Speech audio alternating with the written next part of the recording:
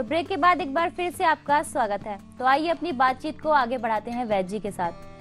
तो वैद्य जी, हमें ये बताइए कि लीवर से जुड़ी और क्या क्या समस्याएं हैं, और जो लीवर से ग्रस्त हैं मरीज हैं जो लीवर के, उन्हें क्या क्या सावधानियां बरतनी चाहिए, क्या क्या परहेज करने चाहिए?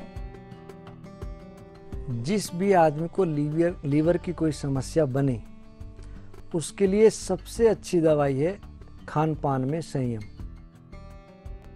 मिर्च मसाले, खट्टा, तला हुआ, घी, चिकनाई और शराब, इस प्रकार की बीमारी में इनका सेवन जहर का काम करेगा। यदि हम इनको नहीं खाएंगे तो हमको धीरे धीरे आराम मिलेगा। लीवर और हेपेटाइटिस, पीलिया और हेपेटाइटिस दोनों के लिए मैं कुछ 2-3 नुस्खे बताता हूँ। आपके घर के आसपास हर एक के गिलोय खड़ी रहती है, जिसको अमृता भी कहते हैं। अगर हम 10 ग्राम पानी में उबाल के उसको सेवन करते रहें तो छोटी मोटी बीमारियां इससे, लीवर की खास तौर से, दूर होंगी। दूसरा, यदि किसी को लीवर बढ़ रहा है, लीवर की दिक्कत है, हेपेटाइटिस है या जॉन्डिस है, तो वर्धमान पीपली, जिसका मैं हर बार प्रयोग बताता हूँ, 2 पीपली 100 ग्राम दूध और 100 ग्राम पानी में खूब पका लें। जब पानी की मात्रा उड़ जाए और दूध को ठंडा कर पीपली चबा कर खा लें और ऊपर से वो दूध पी लें। यह प्रयोग हम 10 पीपली तक बढ़ा लेते हैं और उसके बाद धीरे धीरे एक एक घटा लेते हैं। तो ये बहुत अचूक नुस्खा है। तीसरा, शहद और घी कुआर का गूदा सम मात्रा में ले लें, एक घड़े में डाल दें और उसको किसी जगह दबा दें। 1 मास पश्चात उसको निकाल लें। निकाल करके आधी कटोरी हम दिन में 2 बार भोजन के बाद सेवन करें तो लीवर की कैसी भी बीमारी हो, सूजन हो या पीलिया हो या खून ना बनता हो, बहुत अच्छा काम करेगा। एक मैंने पहले भी कहा, कालमेघ।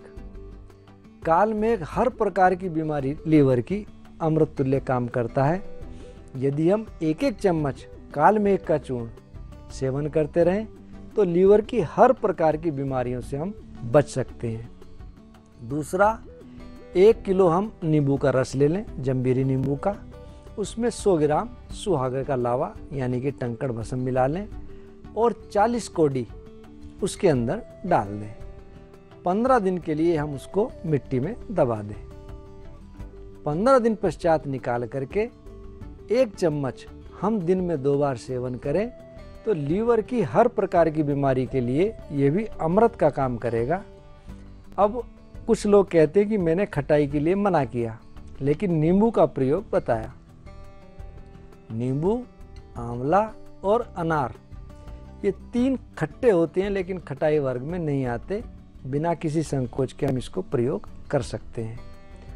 और ये छोटे छोटे प्रयोग बहुत महंगी दवाइयों की अपेक्षा ज़्यादा अच्छे हैं, क्योंकि इनका कोई साइड इफ़ेक्ट नहीं है। और महंगी दवाई लेकर के, खास तौर से एलोपैथिक में लीवर के लिए मैं कह सकता हूँ कि कोई बहुत रिलायबल सलूशन उनके पास नहीं है।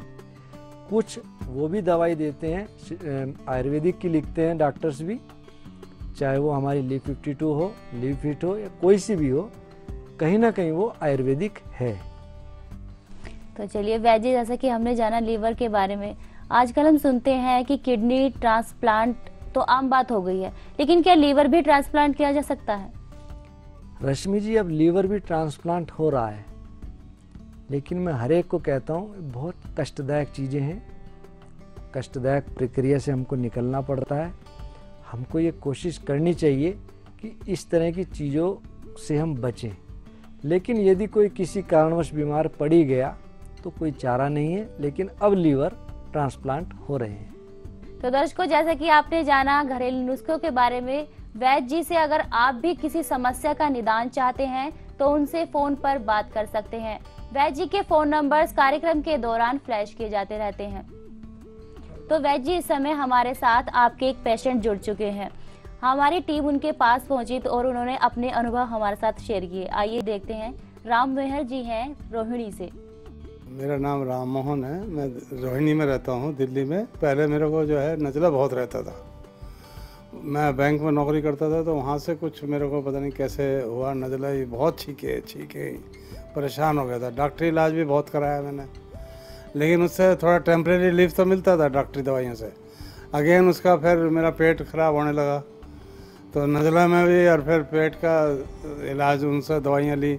हालांकि स्लो था इलाज, लेकिन मेरे को बहुत इफ़ेक्टिव, मतलब बहुत फ़र्क पड़ा।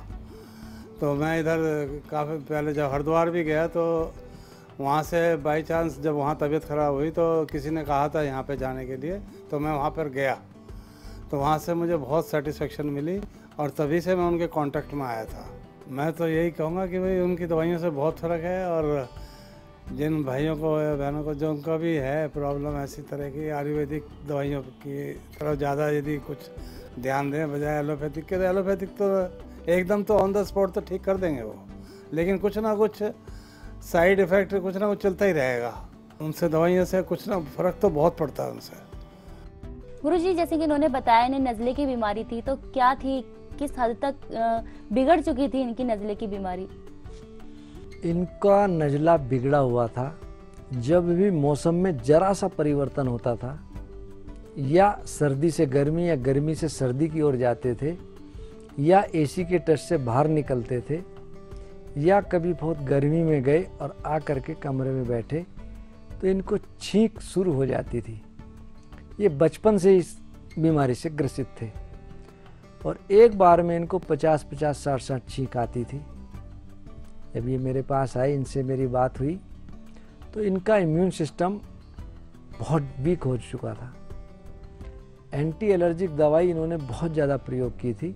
तो मैंने इनसे कहा कि आप निश्चित रूप से ठीक हो जाएंगे, लेकिन आपको मैं एक थोड़ी सी बात ये कहूँगा कि आगे से आप एंटी एलर्जिक दवाई नहीं खाएंगे। तो इन्होंने मेरे से कहा कि अगर मैं नहीं खाऊंगा तो चल भी नहीं पा रहा हूँ, एकदम से मेरे को दिक्कत हो जाती है। तो मैंने कहा बचपन से लेकर के आप ये दवाइयाँ खा रहे हैं, आपको फ़ायदा तो हुआ नहीं सिवाय नुकसान के, आपका इम्यून सिस्टम डाउन होने लगा। इनकी बात समझ में आई। हम एक चाय बनाते हैं, ब्राह्मी चाय, जिसके अंदर बनफशा भी है, सौंठ भी है, सुगंध वाला भी है, ब्राह्मी भी है, सौंफ भी है, काली इलायची भी है, सफ़ेद इलायची भी है, रक्त चंदन भी है, अर्जुन भी है, तुलसी भी है और सौंठ भी है। उसका इन्होंने नियमित रूप से प्रयोग किया। साथ में मैंने इनको बहुत सिंपल सी दवाई थी, महालक्ष्मी विलास रस। महालक्ष्मी विलास रस के साथ प्रतिशय नाशक इनको सेवन कराई। ब्राह्मी चाय इन्होंने नियमित रूप से ली। धीरे धीरे इनका इम्यून सिस्टम थोड़ा स्ट्रांग हुआ और साथ में मैंने इनसे कहा कि आप अपनी नसिका में षडबिंदु तेल डालें। तो ये कहने लगे कि मैंने पहले सरसों का तेल डाला था, उससे मेरा को बहुत बुरा हाल हो गया था, छींक बहुत आ गई थी। मैंने कहा इस चीज़ को छोड़ दो, फिर आप गाय का घी इस्तेमाल करें। गाय का घी दोनों नसिका में 3-3 बूंद दिन में 1 बार या 2 बार डालें और लगभग 4-5 महीने इन्होंने ये प्रयोग किया। आज इनकी कोई दवाई नहीं चल रही और अब ये बिना दवाई के ही स्वस्थ हैं। लेकिन ब्राह्मी चाय के ये इस कदर मुरीद हैं, जब भी आते हैं ये कहते हैं कि मुझे यही चाय चाहिए, क्योंकि ये चाय नहीं मेरे लिए तो कम से कम वरदान है।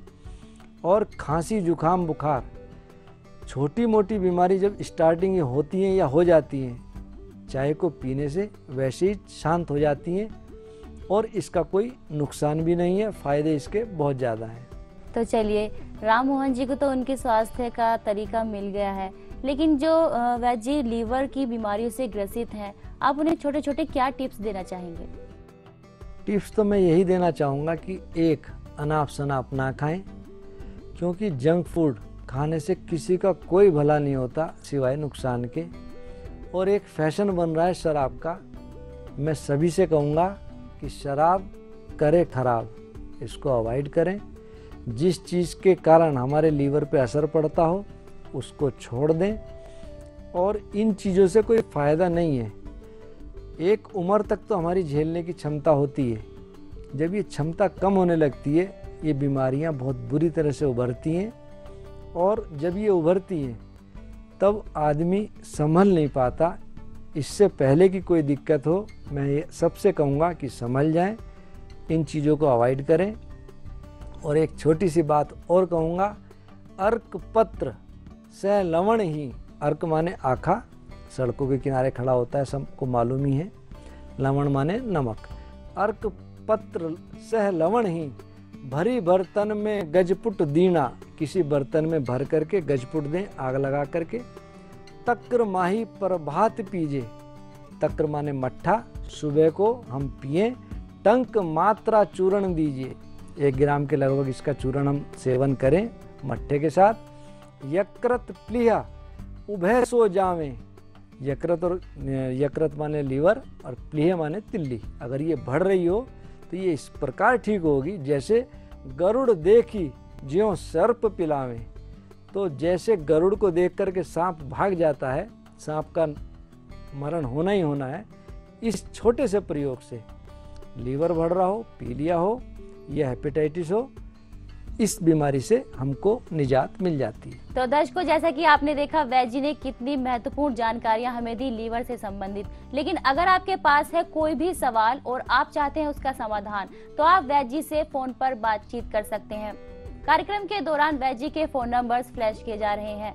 और अगर आप वैद्य जी से व्यक्तिगत तौर पर मिलना चाहते हैं तो उनका पता है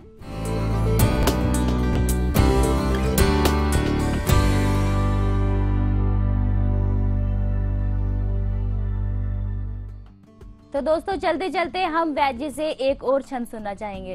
त्रिकटु चित्रक दंती लेनी, त्रिकटु माने सौंठ, काली मिर्च, पिपल, चित्रक दंती लेनी।